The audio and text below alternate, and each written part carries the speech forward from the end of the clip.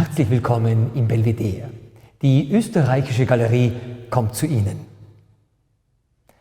Sturm lautet das Bild Franz Sedlaceks. Und dieser Sturm wütet nicht nur, er hat auch veritablen Schaden angerichtet. Ein riesengroßer Baum, ein Riese, der geborsten vor unserem Auge, schräg durch das Bild kragend, eine Richtung vorgibt. Geröllbrocken wie herabgestürzt von den Bergen und über diese hinwegsprengend, aus dem Bild fliehend, ein weißes Reh. Dieses Unwetter, dieser zerstörerische Wind scheint im Hintergrund immer noch zu wirken. Aus der Finsternis, die Franz Sedlacek mit pastösen, wechselnden Farbaufträgen, mit ihren sonderbar matt glänzenden Oberflächen, sehr, sehr dicht und körperlich erfahrbar und erfassbar in seiner Textur entwickelt, inmitten dieser Düsternis ein riesengroßer Sandsteinbrocken, bizarr wie herabgestürzt und abgebrochen, auf dem kleine Grasbüschel zu blühen, zu gedeihen scheinen. Eine dystopisch anmutende, beunruhigende, sonderbare Szenerie. Dafür ist Franz Sedlacek bekannt.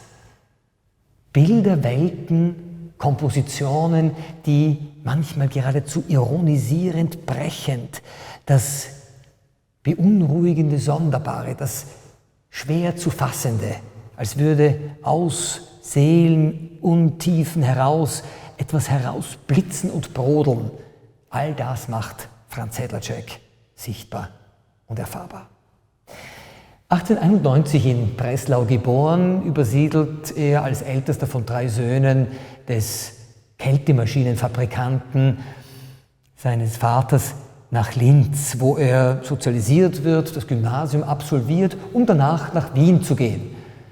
Er beginnt ein Architekturstudium, wird allerdings kurze Zeit später auf den Wunsch seines Vaters mit dem Studium der technischen Chemie beginnen.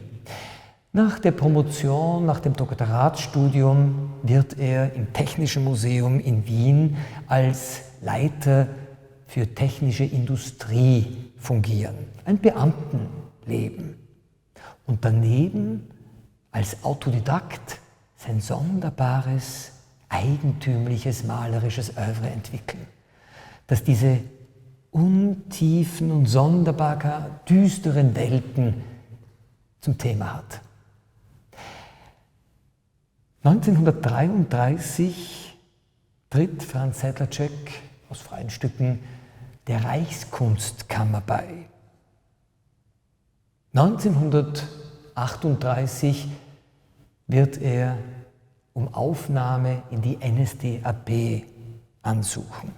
Ein überzeugter, ein begeisterter Nationalsozialist.